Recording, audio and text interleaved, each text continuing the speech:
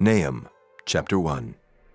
The burden of Nineveh, the book of the vision of Nahum the Elkoshite. God is jealous, and the Lord revengeth. The Lord revengeth, and is furious. The Lord will take vengeance on his adversaries, and he reserveth wrath for his enemies.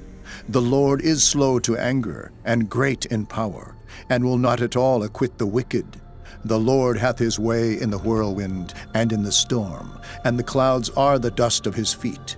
He rebuketh the sea, and maketh it dry, and drieth up all the rivers. Bashan languisheth, and Carmel and the flower of Lebanon languisheth. The mountains quake at him, and the hills melt, and the earth is burned at his presence, yea, the world and all that dwell therein. Who can stand before his indignation, and who can abide in the fierceness of his anger? His fury is poured out like fire, and the rocks are thrown down by him.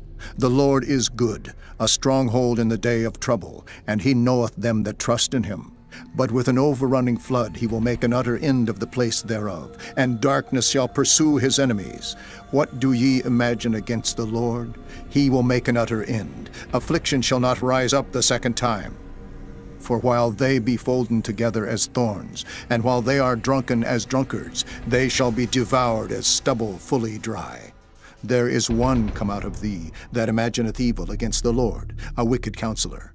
Thus saith the Lord, though they be quiet, and likewise many, yet thus shall they be cut down when he shall pass through.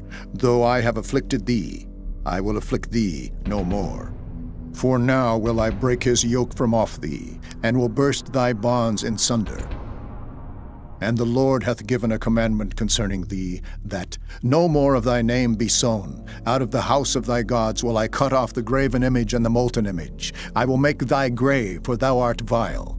Behold upon the mountains the feet of him that bringeth good tidings, that publisheth peace. O Judah, keep thy solemn feasts, perform thy vows, for the wicked shall no more pass through thee. He is utterly cut off. Chapter 2. He that dasheth in pieces is come up before thy face. Keep the munition, watch the way, make thy loins strong. Fortify thy power mightily, for the Lord hath turned away the excellency of Jacob as the excellency of Israel. For the emptiers have emptied them out, and marred their vine branches. The shield of his mighty men is made red. The valiant men are in scarlet. The chariots shall be with flaming torches in the day of his preparation, and the fir trees shall be terribly shaken. The chariots shall rage in the streets. They shall justle one against another in the broad ways. They shall seem like torches. They shall run like the lightnings. He shall recount his worthies. They shall stumble in their walk. They shall make haste to the wall thereof, and the defense shall be prepared. The gates of the rivers shall be opened, and the palace shall be dissolved. And Huzzab shall be led away captive. She shall be brought up, and her maid shall lead her as with the voice of doves, tabering upon their breasts. But Nineveh is of old like a pool of water, yet they shall flee away. Stand, stand, shall they cry, but none shall look back. Take ye the spoil of silver, take the spoil of gold, for there is none end of the store, and glory out of all the pleasant furniture. She is empty, and void, and waste, and the heart melteth, and the knees smite together, and much pain is in all loins. And the faces of them all gather blackness. Where is the dwelling of the lions, and the feeding place of the young lions? Where the lion, even the old lion, walked, and the lion's whelp, and none made them afraid. The lion did tear in pieces enough for his whelps, and strangled for his lionesses, and filled his holes with prey, and his dens with ravin. Behold, I am against thee, saith the Lord of hosts, and I will burn her chariots in the smoke, and the sword shall devour thy young lions, and I will cut off thy prey from the earth, and the voice of thy messengers shall no more be heard. Chapter 3. Woe to the bloody city! It is all full of lies and robbery. The prey departeth not, the noise of a whip, and the noise of the rattling of the wheels, and of the prancing horses, and of the jumping chariots. The horseman lifteth up both the bright sword and the glittering spear, and there is a multitude of slain, and a great number of carcasses, and there is none end of their corpses. They stumble upon their corpses.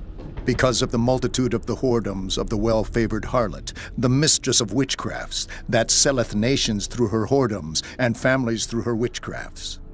Behold, I am against thee, saith the Lord of hosts, and I will discover thy skirts upon thy face, and I will show the nations thy nakedness, and the kingdoms thy shame. And I will cast abominable filth upon thee, and make thee vile, and will set thee as a gazing stock. And it shall come to pass that all they that look upon thee shall flee from thee, and say, Nineveh is laid waste, who will bemoan her? Whence shall I seek comforters for thee? Art thou better than populous No, that was situate among the rivers, that had the waters round about it, whose rampart was the sea, and her wall was from the sea?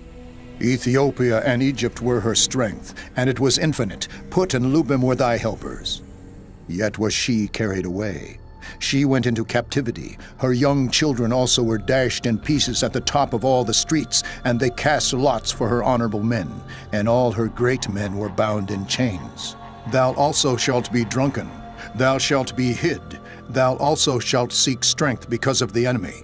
All thy strongholds shall be like fig trees, with the first striped figs. If they be shaken, they shall even fall into the mouth of the eater. Behold, thy people in the midst of thee are women. The gates of thy land shall be set wide open unto thine enemies. The fire shall devour thy bars. Draw thee waters for the siege. Fortify thy strongholds. Go into clay, and tread the mortar. Make strong the brick kiln. There shall the fire devour thee. The sword shall cut thee off. It shall eat thee up like the cankerworm. Make thyself many as the cankerworm. Make thyself many as the locusts. Thou hast multiplied thy merchants above the stars of heaven. The cankerworm spoileth and flieth away.